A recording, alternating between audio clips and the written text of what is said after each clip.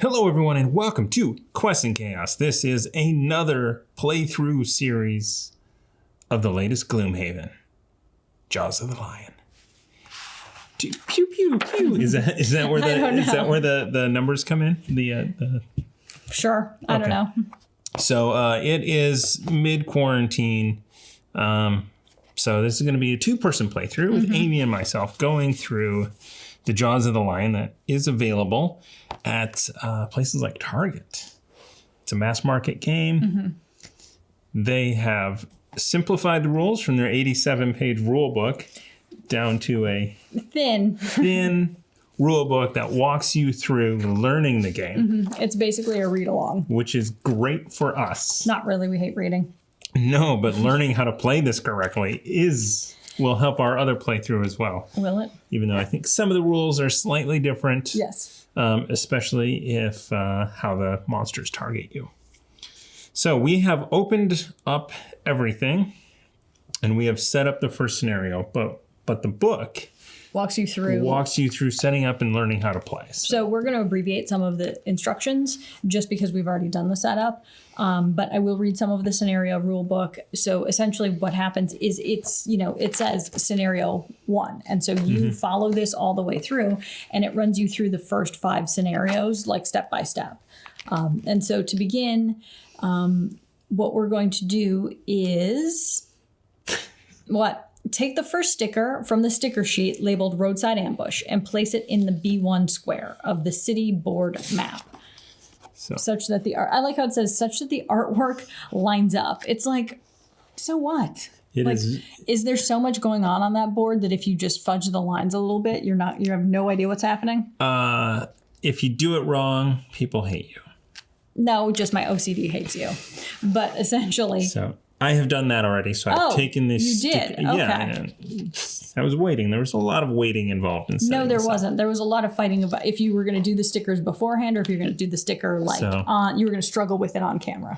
It was a struggle, so I'm glad I did not do it on camera. I told you. So right up in here is the new scenario that's unlocked. Okay, and it tells you that the scenario book tells you that the Map City board is a way to see each scenario that is available for you to play. At the moment, we are only doing scenario 1, which is available, but as you progress through the campaign, more choices will open up to you. So the next step here is that once we've decided to play, go figure, we need to decide which character we're going to play. And so there are 4 characters available to us, and I'm going to just paraphrase the demolitionalist. The demolitionalist? Demolitionalist. Actually, never mind. I was like, that kind of reminds me of a cookie. But anyway, the demolitionist. That guy. There's no demon involved in the demolitionist. Just because we were talking about horror movies before. Yes, the demonologist has melee damage and obstacle destruction. So that's what they do. And what's adorable is that there's a little heart-shaped bomb as the icon for that. Yes, that is adorable. Well, Emma thinks it's adorable. The Hatchet is range damage and looting. Let's keep that away from James. I am playing the RedGuard. I am protection and monster manipulation. And there is also the Void Warden, which is healing and support. So it looks like your spellcaster because it's a little like wand with a little ball at the top. Yeah. So basically, it's asking you to get out all of the character paraphernalia. So I've got my character mat thing that tells me, because I am the RedGuard, I have 10 health. At level 1, I've taken out all of my A scenario cards. So at the start for scenario 1, you get 6 cards to choose from, and that's all you get. And at the top of the cards, if I can show you, it has a little A right there that tells you that you're basically doing scenario 1, and you can only play with those 6 cards. Let's see, what else did I get? We've also decided to scrap the initiative order token stuff. Those are meant for children because they are so small that if you are above a certain age, you can't read them. I don't even know if children can read them. Yeah. We got a little bit of work to do in studio here because we do have some glare that we are dealing with that we didn't have in the old setup. So things that we're working through. Okay, so essentially that's what we've done here on the next page where it says play area setup, is that you're supposed to get out your player reference card and your ability cards, your attack modifier deck, and then your little dial. And I've dialed myself into my 10 hit points. Yeah, so that's about it. So then we open the scenario book. But before we open up the scenario book, we're going to talk about the characters that we did choose. Oh, you do want to talk about that? I mean, we don't need to read the full flavor text on the back, but there is a lot. I chose the Hatchet, which is a ranged Inox. It's not a brute. It's an Inox Hatchet. Oh, you are a looter. What? It says, according to the rules here, that it says Hatchet, range damage and looting. So apparently that's your specialty. Yep. Okay. So this is not a character for James. No. James is only that. The scoundrel is a looter. Mm-hmm. I do happen to like your fancy outfit, though. I know. I'm just saying that if I was going to cosplay something, or maybe even just wear it in real life, that cape is awesome. With a hat with horns built into it. Oh, I don't know about that, but the hat's cool, too. Anyway. All right. So should I talk about my character? Yes. It's the Valrath RedGuard or the Valrath RedGuard. Blah, blah, blah. Long story, backstory. It was a demon race that's job was basically city guard for Gloomhaven, but because of disgrace, now I can only find job as a mercenary. I don't know if my backstory is even going to come into play. Whatever. Well, the one thing about Inox that I know and love, that it is either kill or be killed. Inox are a primitive and barbarian race. Isn't that you? Yep. You're on Inox. Yep. Okay, cool. All right, so we've done that. And let's see here. So we're supposed to open this. The nice thing I like about this scenario book is that instead of putting the tiles together in order to make your playboard, it's a book. And so at the top of this book, it tells you essentially which pages you need to you need to have open. So on this one, it's just 2 pages, page 2 and 3, and that we are going to be fighting Vermling Raiders, of which... Yep. So the one difference that we are doing here from the base game is we have these 3D printed standees that allow us to put little dice in there for pips. Mm-hmm. So the Vermlings, What? Vermling Raiders, Yes. There are 6 of them on the board. Yep. And so if you move these a little bit, it shows you exactly where to put Vermling Raiders. And so the number of lines, the lines in order, white is a regular one, yellow is a boss, black is no monster. And if you have 3 lines, it's 2, 3, 4 players. So essentially, what? Is that 3 lines? No, it's 3 lines. So we actually don't have one there. So we get to pull that guy off. Ooh, okay. Yep. So it's black, white, and... This guy's off too. What? That's a black line. Ah, we should double check your handiwork here, sir. Nope, that's a white line. Okay. Too much glare in the studio. That's what I'm blaming it. Okay. So we've covered basically page 4 of the scenario book. This scenario just got so much easier. Just wait. We haven't gotten into the modifier deck yet because there are some negatives. And essentially the modifier deck tells you how many +1s, +2s, -1s, -2s. And for scenario 1, you actually just start with all of your modifier cards in there. So they're shuffled, good to go. Let's see here. So there's a goal of a scenario. There's a scenario key. There's the map layout like we went over. And there's an instruction text as well as special rules text and is telling you to read this now. I'm going to take a drink of water. So I'm going to lean over and read some of this. So this is... Hang on. What's going to be better for the camera? Top of your head. I think I'll just cut to this. I can read it just from here. Cut to the top of your head. Actually, this is great. So, being old, I can read. I don't have to hold it out there. It's already out there. Cool. The road back to Gloomhaven has long... Who are you looking at? The road back to Gloomhaven has been... Is that your English been... tutor? Continue. The road back to Gloomhaven has been long. And now, to get attacked by vermlings when all you want is a warm meal and a soft bed. Well, it makes you mad.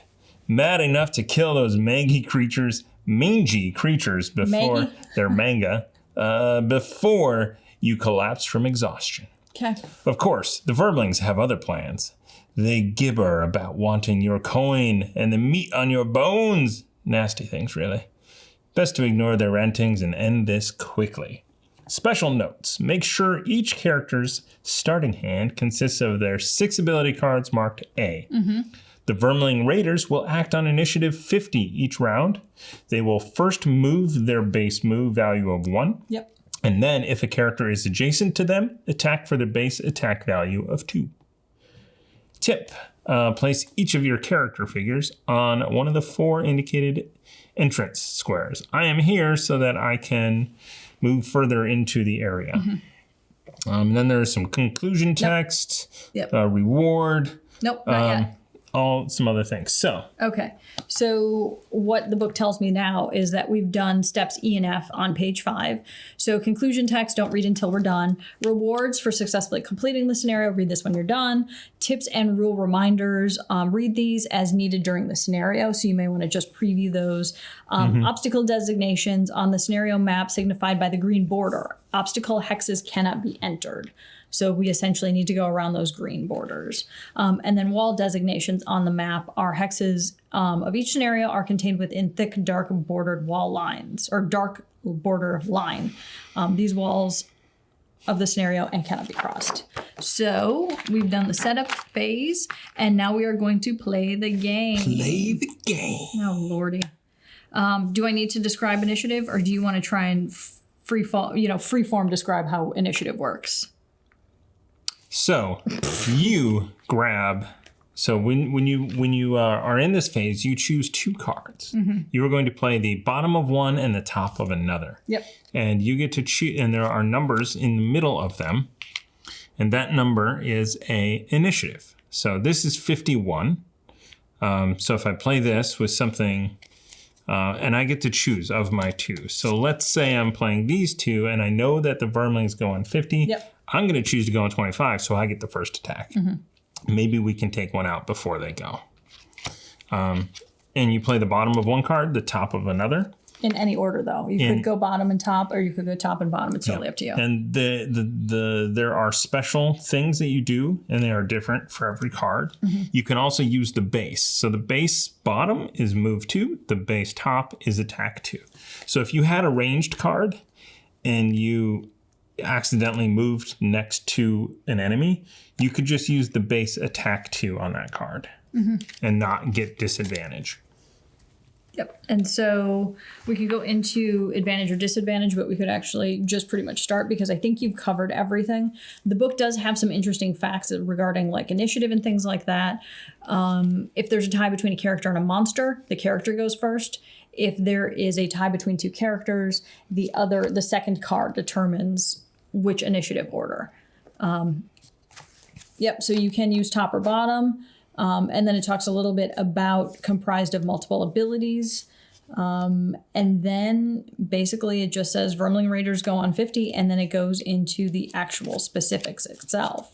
As far as like how to move, what the move icon looks like, what an attack icon looks like, what a ranged icon looks like, advantage and disadvantage. Advantage of the attacker draws 2 attack modifier cards and applies whichever one is better.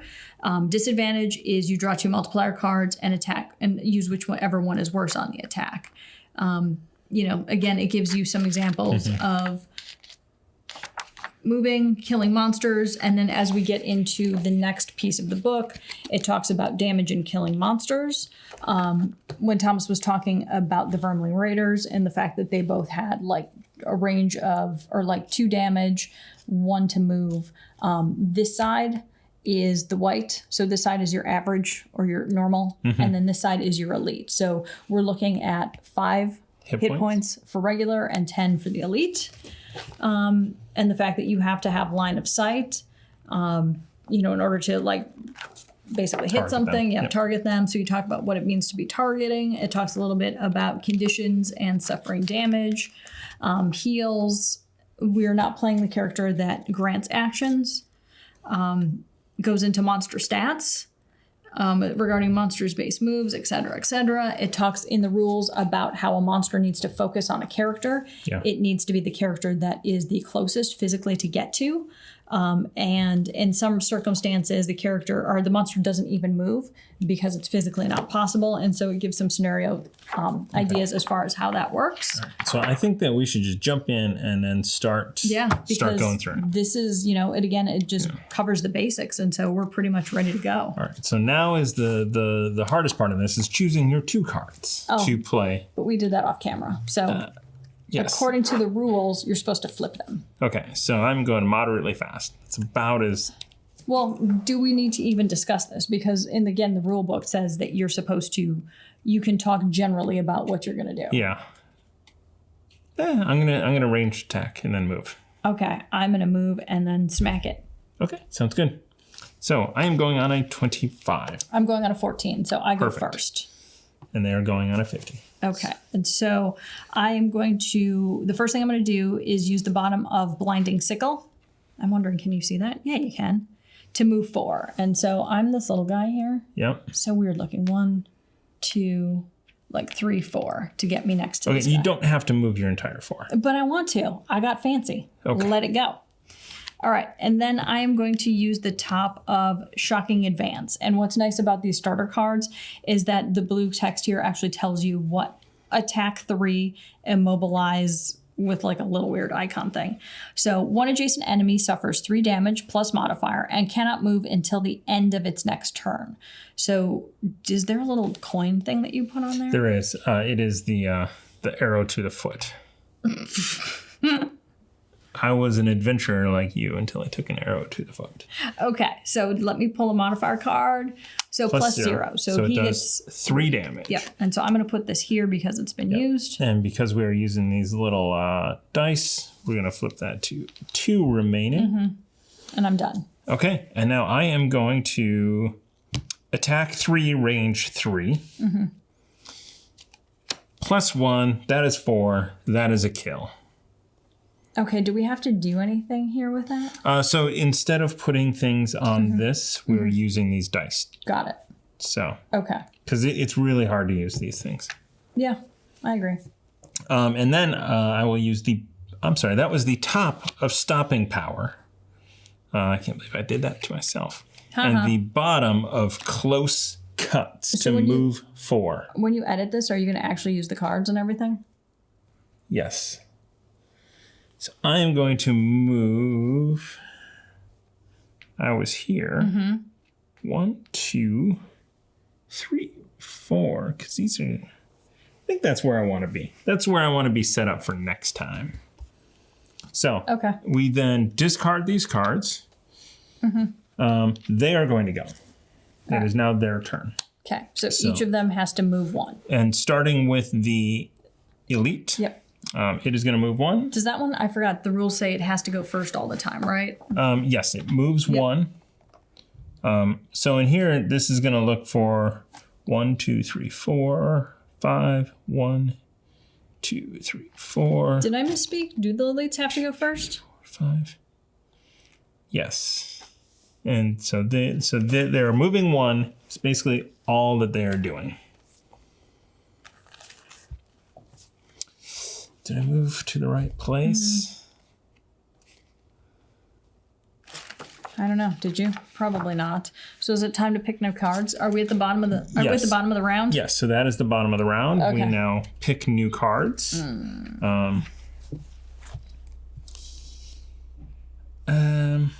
Ooh. Okay. And I have the elite has 10. Okay. So, and it's not okay to talk about what we're going to do? Which one we're going to go after? Oh, interesting. Do we want to try and take out one right away or do damage across them? I don't know. That's up to you. Okay, so I'm going to use that one. Then... Wait, which one did I use again? Then I'll use that one. Make sure I can go moderately fast. Okay.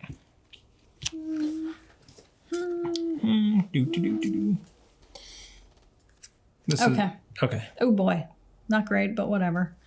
Okay. I've got 2. You ready? We are ready. So, I'm going to go going on an 18. All right. I'm going to go on a 38.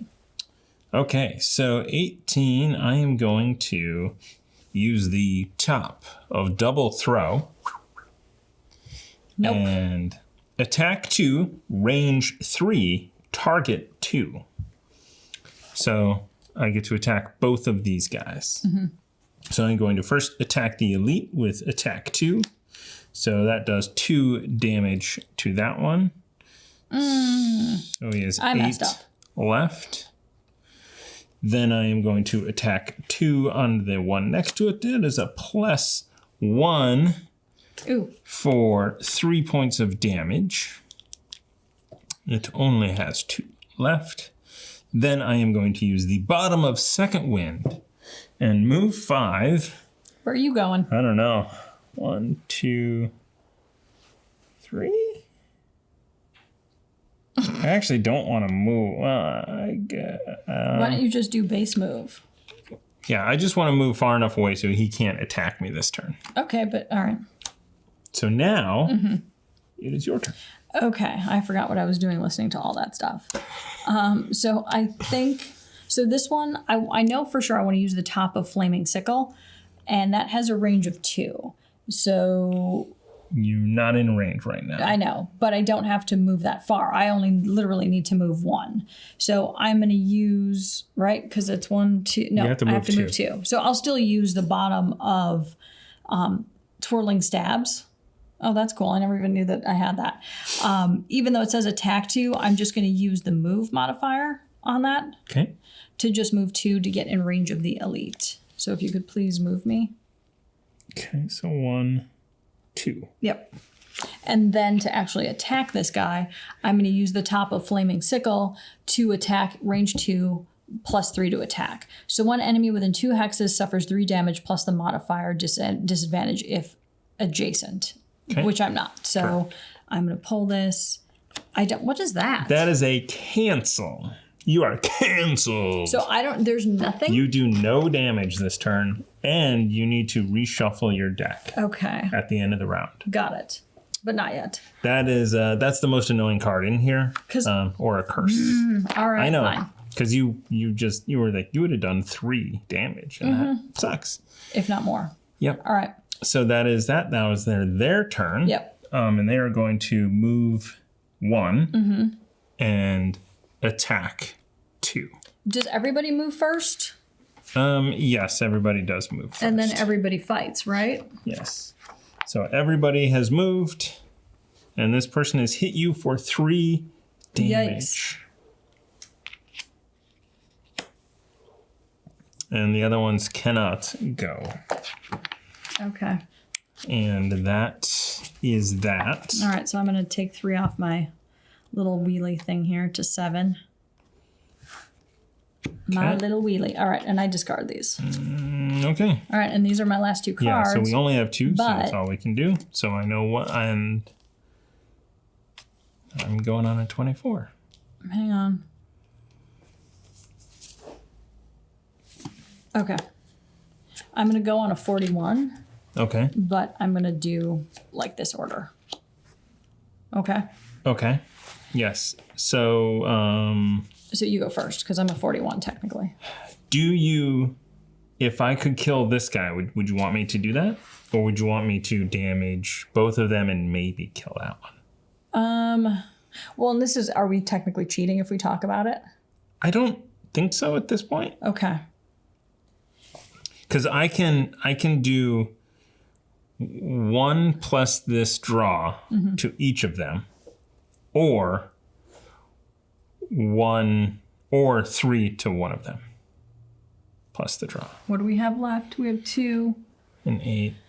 I think I'm going to attack. I'm going to attack the yellow guy. So I'm going to Okay. attack the boss. So that, right. if that tells you anything. I am taking a risk, and I'm going to do Disorienting Barrage, which is attack 1, range 3, target 3, and a muddle. So the muddle is actually very important there. Who are you muddling? So up to 3 enemies within 3 hexes suffer 1 damage, plus a separate modifier for each. Disadvantage if adjacent, and gain disadvantage on all their attacks until the end of their next turn. Okay. So that will help out. So that's the great card to do. So I will start with the elite. So this is attack 1. Oh, you know what I didn't do? Shuffle these things. Right. Because we're at the bottom of the round. So that does 2 damage to this guy. So he's got 1. So he's got 6 left. And I really want to do 2 damage. I will do this guy next. That is a +0. So he only does 1, but they are muddled. Okay. Which means that they have disadvantage. And how many people do you get to, how many Vermling Raiders do you get to do that to? Because we still have a third one, and I thought it 3 was... within range. Yep. And that one is a +1, so that's 2 points of damage. And he's muddled till the end of their next turn.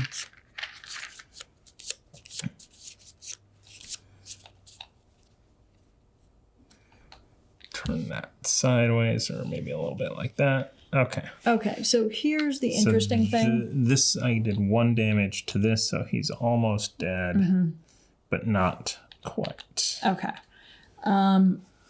Here's a tough call, because I could do 2 damage to an adjacent enemy, no modifier, which takes the risk out of it. Okay.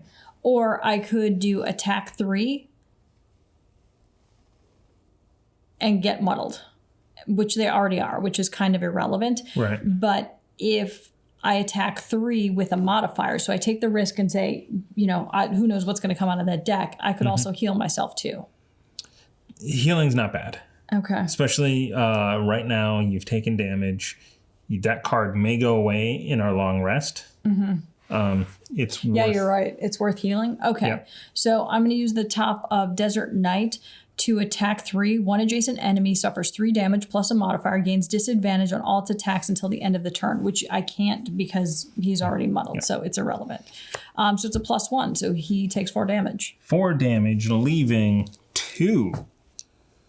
That is very nice. Yep. Very I'm nice. going to get rid of that one. And then And then I'm going to use the bottom of Shield Spikes and heal myself for 2. So I'm back to 9 health.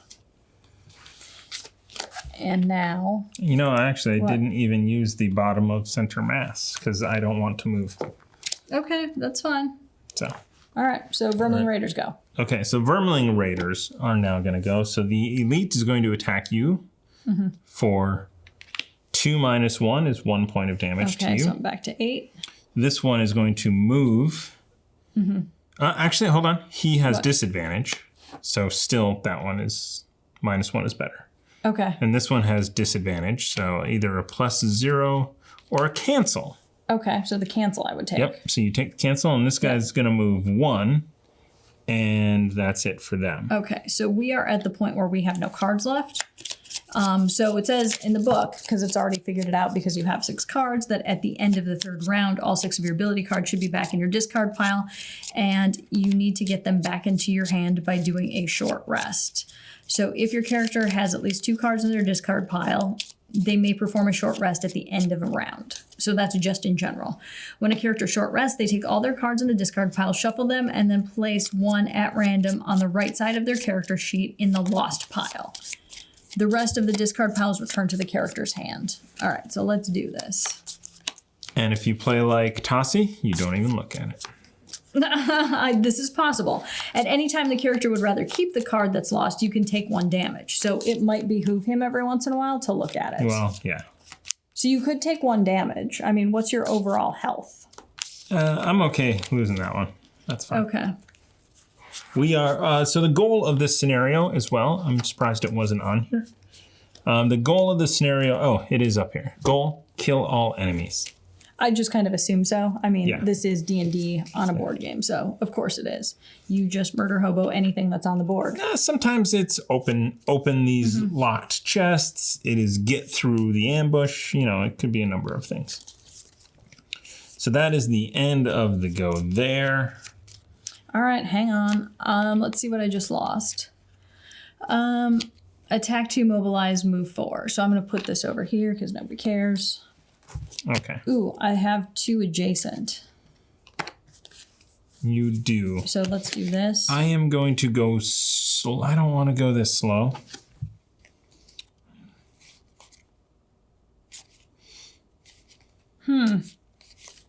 Tough call.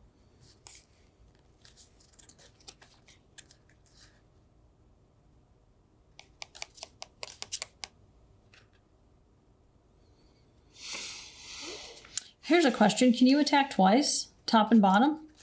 Yeah. If your bottom is an attack, yep. Okay. Why not? Why not? All right. This is... Oh, you're probably going to kill somebody, right? I can only hope so. I mean, is that literal or figurative? Okay. Yeah, I don't need much of this. All right, that's fine with me. I'll use these guys. Okay. So while you were doing that, a short rest also says that you need to play 2 cards at the beginning of every round. So in 2 more rounds, when you only have 1 card left out of your 5-card hand, you will need to short rest again. Essentially, when you run out of cards, you're out. So given enough rounds, characters will run out of cards to play because they've lost too many through resting. If a character is unable to play 2 cards at the start of the round, so this is the start of our round, Yep. They do not have 2 cards in their hand, that character becomes exhausted, which is described at the top of the page. Where? Oh, at the top of the page. Oh my God. I was like, what page? The one I'm holding. So strategy-wise, you in this game, you are you can't just sit and wait for enemies to come to you. Yeah, which I Because thought. you will run out of cards and lose. Okay, so at any time somebody suffers damage, they reduce their current hit points by rotating their dial. If you hit 0 on your dial, you immediately become exhausted. Their figure is to be removed from the map, and they can no longer participate in the game until the end of the scenario. Exhaustion doesn't mean death. Characters will always be fully refreshed at the end of every scenario, even from exhaustion. But exhausted characters can no longer influence current scenarios in that way. Moreover, all characters become exhausted. The scenario is lost. So we need to finish this business. You okay? Yeah, that mask I couldn't find earlier. You're wearing it still? It's under here. I was like, Wait, I took mine off. Okay, good. I'm like, why is it so hot? Well, it is warm, but anyway. So should we continue on and get rid of these Yes, guys? Okay. I'm going on a 38. I'm going on a 25. Okay, so you go first. All right, so I am going to use double throw again and attack 2, range 3, target 2. Which means I am going to target this elite first. So this is an attack 2, killing it. Oh. Then I'm going to attack that one over there with an attack 2. -2. Wah, wah, wah. Okay. So then I'm going to use the bottom of close cuts to move 1. Close cuts? Yep, close cuts. Okay. I got axes and I'm shaving people. All right. So I took something that was basically for all adjacent enemies. So it really doesn't matter. And because now that the hard guy is gone, we've got 1 hit point. So unless I completely mess this up, There's a cancel back in there. yeah, I know. That's the problem. So what I am going to do is, because this is ranged, I'm not going to be able to use the top of Flame Strike, so I'm going to use the top of Twirling Stabs instead. Target all adjacent enemies. All adjacent enemies suffer 2 damage plus a separate modifier for each. So it's -1, but that doesn't matter because 2 minus 1 is 1. So that kills it. Do I get this one? Sure, you can take that one. Do we get points for this? No. So so we don't have secret goals in this game. So No, we don't. Gloomhaven, the big game, has secret goals that you are trying to do every single, that are different. And then some might be kill 5 enemies, some might be kill 3 different enemies, some might be loot all of the chests. There's a lot of backstabbing that happens with that. So you're going to use the bottom of that to do nothing. Yeah. Or you can move 2. I was going to move 2 because essentially there is nothing left to do. But if you move only 1, just to get a little closer, he can't attack anybody. That's fine. I'll just move 1 then. Right. But I'm just wondering how many more ranged cards do I have in my deck? I think I have enough. Okay. All right, I'm done. All right. So then it is their go. They move 1. There's no one next to them attack. They are no longer muddled. Okay. Now so we do 2 next more round. cards next So round. I could actually use... That's my go, and that's my go. I'm going to go very fast. Uh-oh, I messed up. It's all right. He shouldn't survive my round. You should go slow, so if he does survive, he walks closer. Then you can attack. Okay. I'm not cheating by looking at your cards. Okay. Let me think about it for a minute, though. If he walks closer... I can't go slower. Well, I could. Yeah, I could. Okay. Can I choose my initiative out of my 2 cards? Yes. Okay, It does so it not have to doesn't- be the slowest one. All right, so let's just do this combo. All right, I'm good to go. All right, so I'm going to go on a 90. going on an 18. I'm going to use the top of center mass to attack 3, range 3. +1, he's dead. Okay, so I don't even get to go. Thanks. Thanks with my attack 3 muddle and my heal or my range or whatever. Fine. So that is, we have reached the goal, kill all enemies. So I'm going to read the conclusion on here. Yep. Or does it? No, it essentially says, congratulations on completing scenario run 1. Read the conclusion. All right. You wipe the blood of the last vermling from your face as your thoughts return to the From your sleeping hatchet. lion. It says face. Okay. Surely they've got a stew ready by now. It would be so perfectly warm and soothing, and it's right through that gate. So close you can already taste it. But then another thought comes. It is highly unusual, brazen really, for a pack of vermlings to operate this close to the city. Could they be behind the string of disappearances? It's a long shot, but one worth investigating. Especially considering this ambush site doesn't look like their base of operations. There's probably a nest nearby that, with any luck, will have more information on the missing blacksmiths. And treasure. Treasure would be nice. So somewhere we missed up, there are some blacksmiths that are missing. I don't know. Did I skip over that Yes, reading? you did skip over I don't that. think there was any flavor text about blacksmiths in here at all, because I've read this now twice. And I seriously don't remember blacksmith text. Also, whatever. Anyway. Okay, so when you see a new location listed in the rewards, that means to place a sticker on the map board. In this case, place the sticker for scenario 2. It should match up with the art on B1. So that is a hole in the wall. Okay. Also, because you've successfully finished scenario 1, mark the white box in the sticker to indicate it's complete. You cannot replay scenarios you have previously completed. Where is this supposed to go? Does don't it tell know. me? B1. New location. Yep. Hole in the wall. B1. Lastly, after each scenario, fully refresh, recovering all your ability cards, remove any condition tokens, or returning hit points dialed to their maximum. Note your character mat below white 1 because you are level 1 now. We leveled up, so wait, we are We're always level level 1. 1. Okay. All right. I'm surprised we didn't have like a level 0. Felt like it. Anyway. Okay, so at this point, each player should take 1 character sheet from their large character box. Mine is over here somewhere. This sheet represents... Ooh, let me put it out here. So this sheet represents the character you will be playing throughout the campaign. Really? You have to play it throughout the campaign? You can't change up? Yeah. Okay. So we're about to make things permanent. If you weren't happy with the character you played in scenario 1, this is your last chance to switch to something else. What? Did you not like your RedGuard? It was okay.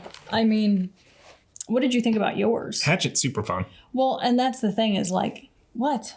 We tested this. We did it. We played through this once before off camera just to test it out. And I said, the Hatchet's really fun. Sure you don't want to play it? And you Well, said, it doesn't no. mean I'll do a good job at playing it. It just means that, I don't know. Anyway, blah, blah, blah.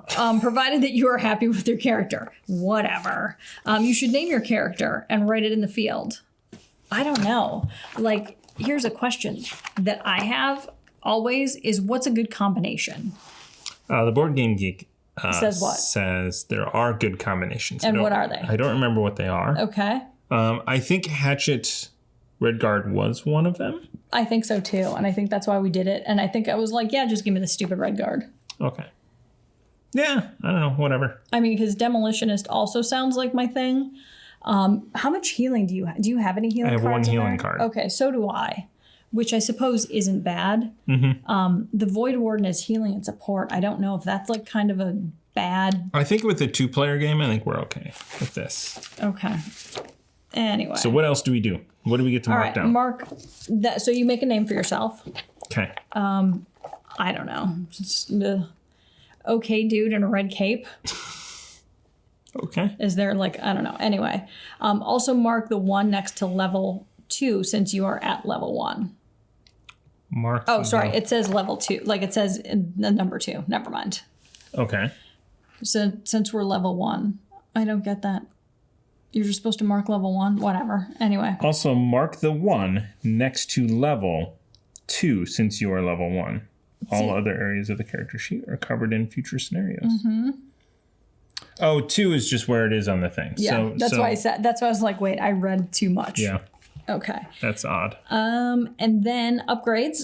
So we upgrade our cards. Your character should now be able to retrieve their level 2 or their 2 level cards. So B cards is what we're looking for. So we're not level 2 though. No. So characters should now retrieve their 2 level B cards. Okay, so it's not level 2, it's level B card. Yes, I don't understand why they wrote the number 2 in there. Like you should have just said, hey, get your B cards out. Get the B team out. Send in the B team.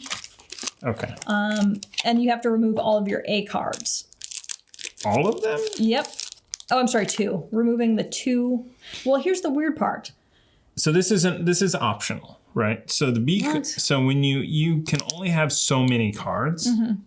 So if you want to use the 2 B cards, okay, you have to remove 2 A cards. Got it. They just keep using the word level in here. Right. Like the words 2 level, not like 2x level is how I would probably write it. Like 2 times a single level card, a single first level card. That's the way I would write that in order to make it less nonsensical.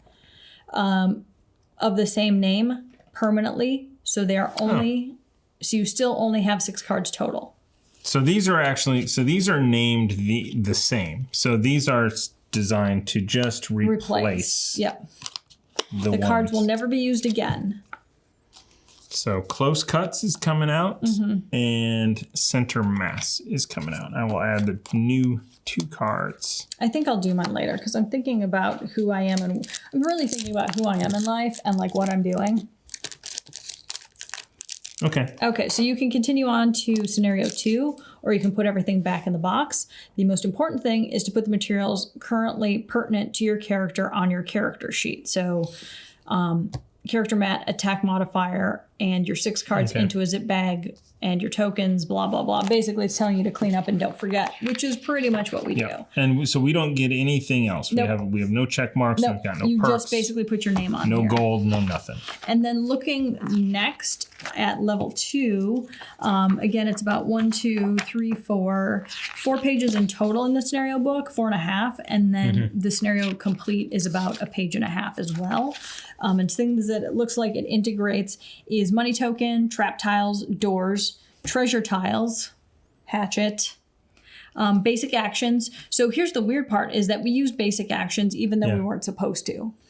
Well, I don't know if we were supposed to or not, but like here is where they describe basic actions as in scenario 2. Describing lost actions, describing looting, describing area effect items. Ooh, because you get those like honeycomb shape things on your cards. Pushing and pulling, which is always a little bit confusing to me. Yes. And then negative conditions and damage through lost cards. And it says failing a scenario. So I think this is where it probably gets marginally harder because you're supposed to keep playing until you actually win a scenario. Okay, perfect. Cool. But for us, that's going to wrap it up for this episode of Gloomhaven Jaws of the Lion. We are getting ready I am getting ready to watch some Call of Cthulhu. I'm getting ready to play some Call of Cthulhu. Nice. So if you're interested in our RPG sessions, we are streaming live Monday, Tuesday, and Saturday on twitch.tv/questsandchaos. Call of Cthulhu, Dungeons and Dragons. We have an amazing community that's in the chat. They are as funny as we are, or more, sometimes. They are truly the inspiration for some of the mess that we get into. Yes. I'll put it that way. And you can join us live. We also are going to try and do more of this. Yeah. Do we even ask people to comment below for what we got wrong? Because people will just automatically comment below what we get wrong. I think, no, please do. We're trying to use this to learn how to play sometimes. Real Gloomhaven. So, yeah. Oh, this is Baby Steps Gloomhaven as well. Baby's first Gloomhaven? It is Baby's first Gloomhaven. Thank you, Isaac Childres, for making this for us, and Target for partnering. And shipping it to me. And shipping it. So that's going to do it. Thank you, and please subscribe.